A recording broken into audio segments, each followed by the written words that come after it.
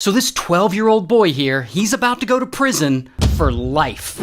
Let's call him Sting. And Sting is a huge fan of pro wrestling. He loves watching WWE. His favorite was always The Rock. So one day, Sting's mom, who we'll call Mom gets a call from her friend asking if she can babysit her daughter. And the daughter we'll call Six, because she's 6. So friend asks Mom if she can babysit Six, and Mom's like, of course, bring her over. So there Mom is, babysitting Six. And Sting's there too, and Mom feeds them, and then she lets them watch TV. Then she heads upstairs to lay down, leaving Sting and Six downstairs to watch TV. And Sting, the big WWE fan, he doesn't want to watch TV. He wants to wrestle. So he and Six, they start play fighting, and he's showing her some moves. But Sting is much bigger than her. He's around 170 pounds, while she is about 50 pounds. So he's throwing her around the room, and he's like putting her in a headlock, and he's doing all kinds of moves. And he's getting really rough. Not to mention, they're getting loud. They're getting so loud that at one point, Mom calls out for them to quiet the hell down. Now at this point, Sting and Six have only been downstairs alone for about 45 minutes. And at around the 45-minute mark is when Sting goes upstairs. And he goes into his mom's room, because something's wrong. And Sting wakes his mom up and he says, Mom,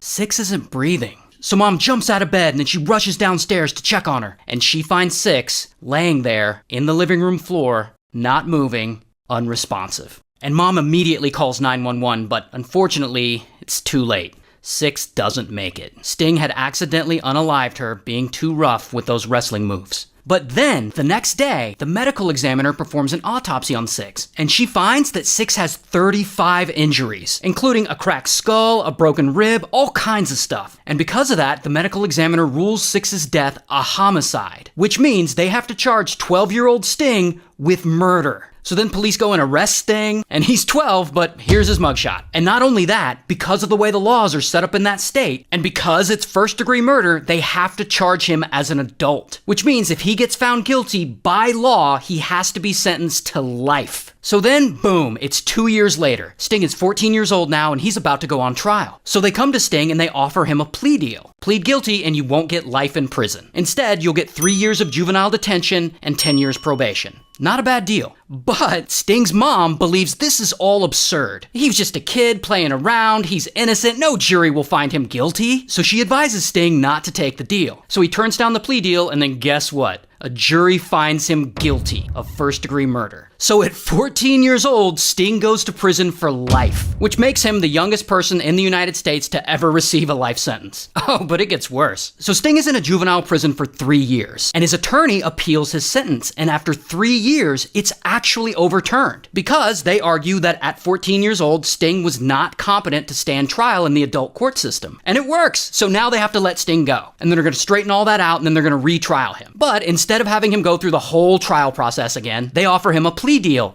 again. Instead of going back to trial and facing life in prison, 1 year house arrest and 10 years probation. And this is a really good deal. So this time, Sting takes it. And now at 18 years old, he's finally walking out of prison. No life sentence, he's finally out and he's happy. And now he has his whole life ahead of him.